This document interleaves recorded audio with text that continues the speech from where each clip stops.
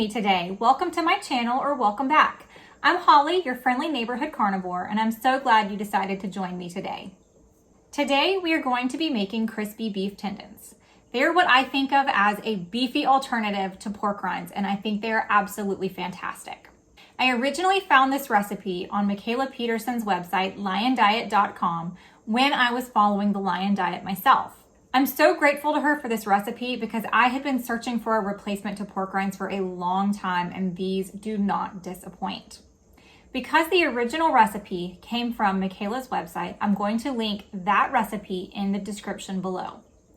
Now, with this recipe for the crispy beef tendons, we have got some good news and some bad news. Let's go ahead and dump the bad news on you, and then we'll brighten it up with some good news. So the bad news is this is a multi-step process. So it cannot be made in about 5 minutes. This is going to take a couple of days to get the process really done.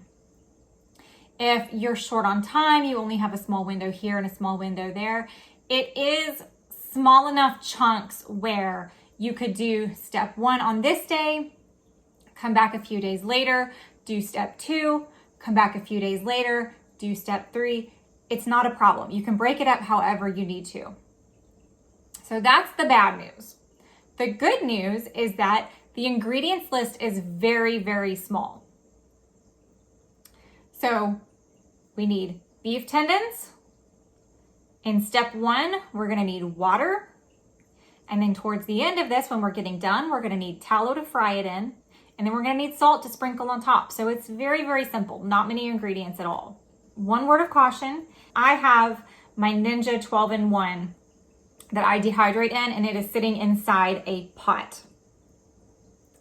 If you have something like this that you're dehydrating in, line the bottom of the pot with parchment paper because it will save you in the end. I have ruined one of my pots making these. So just keep that in mind.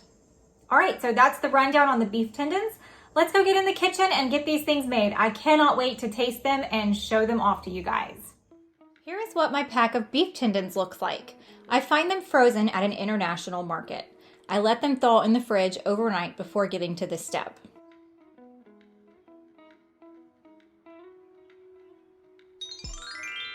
Step 1 of this process is to pressure cook the tendons. So I'm going to pull these apart, put them in the pressure cooker, and then we're going to add some water.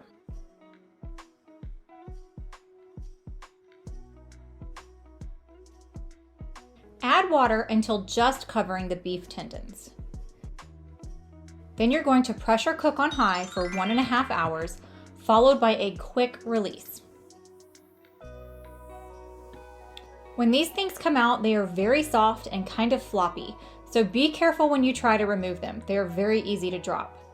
I like to let them drip dry on a wire rack for a few minutes at room temperature before I move these to the freezer.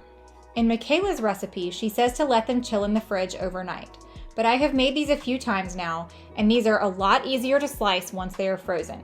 When they're just chilled, the texture is a bit rubbery and it doesn't run as smoothly through the meat slicer. That brings us to step 2. Take your frozen beef tendons and you're going to slice them thinly with your meat slicer.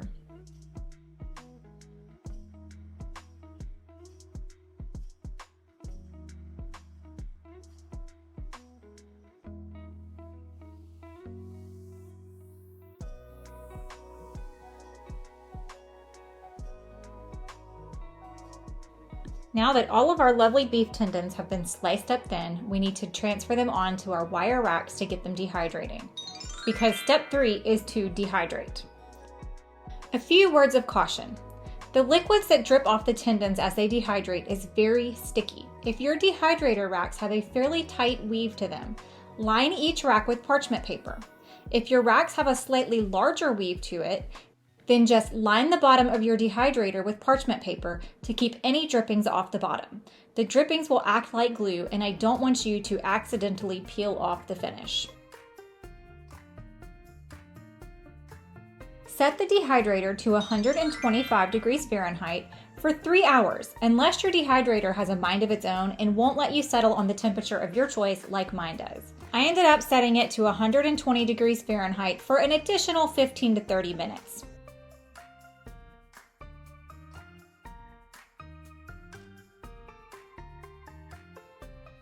Now that these are out of the dehydrator, it's time to remove them from the racks. The ones on the parchment paper slide right off, but the ones on the metal rack take a little bit more work. I find it easiest to flip the rack over and gently press on the tendons from the underside.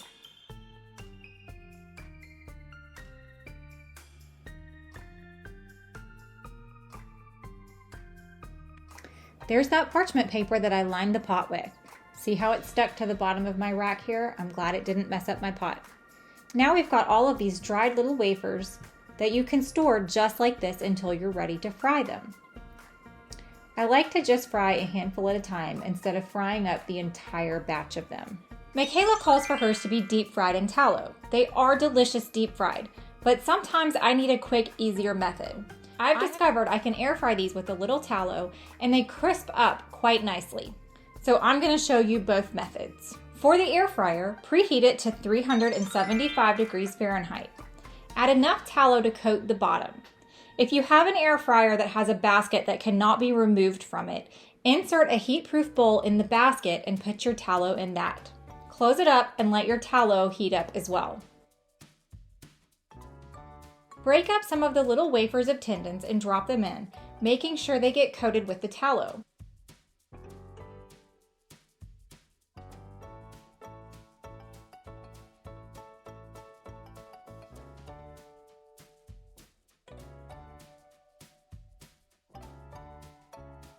Close the lid and just wait a minute or two. You'll hear them popping a little bit.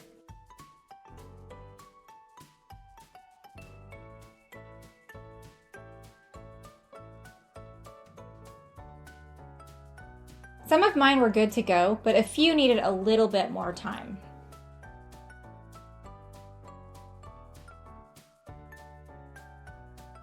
Up next is the deep frying method. Sorry for all the smoke, I wasn't expecting quite that much.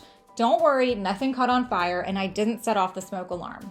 I'm going to start by tossing in a whole wafer so you can see how much one of these puffs up. The rest of them I'm breaking up into smaller pieces to fry. Just drop them in and almost immediately they will start to puff up and float to the top.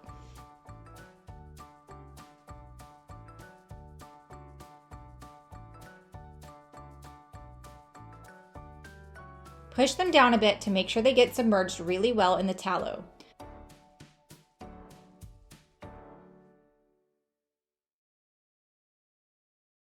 Lastly, remove them from the pot and sprinkle with salt before eating. Okay, so these beef tendons were a bit of a project, but once we got done with the drying process, you can keep these on hand and fry them whenever you want instead of having to fry them all up and then not know what to do with them all. So I have got some that I have fried up in the beef tallow in deep frying. And I have got some that I fried up in the tallow in the air fryer. I will compare those for you guys.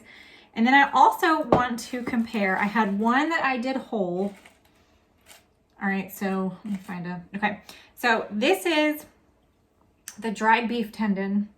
This is the whole size of a slice.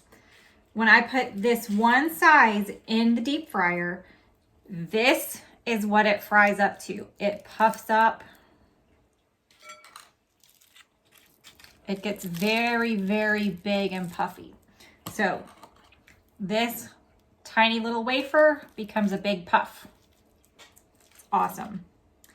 All right, so I'm gonna show you the deep frying in tallow is the best method. It gives the puffiest crunch. Let's see if I can find a good one. I'm gonna use a small one. I like to break them up into smaller ones before I fry them. It's so light and fluffy and airy. But then you can also do these in the air fryer. If you don't want to deep fry them, you still have to put some tallow in there so they get covered in the tallow. They're just as delicious. They have less of a puff to them and more of a crispy crunch. but they're very good. I like to sprinkle popcorn salt on these because popcorn salt is very, very finely ground salt. So all the tiny little pieces stick to it really well, and they really help that flavor come through. I don't like to buy popcorn salt. I buy kosher salt, and I buy enough salt that I don't feel like I should be buying specifically popcorn salt. So I just take a mortar and pestle, and I put my coarse salt in it, and I grind it down on my own, and that's what I use to sprinkle on top, and it works out perfectly for me. I hope you enjoy. Please make these. They are absolutely fantastic. They are a bit of a chore, like I said, but once you get your dried wafers that you can fry up when you want, they are awesome to have on hand. They're so much tastier than pork rinds, and they're good and crispy, and they are just absolutely fantastic. All right, please do all of the YouTube things, like, subscribe, hit the notification bell, leave me a comment. I love talking to you guys. Come find me over on X or on Instagram and say hi. I love to chat with you guys.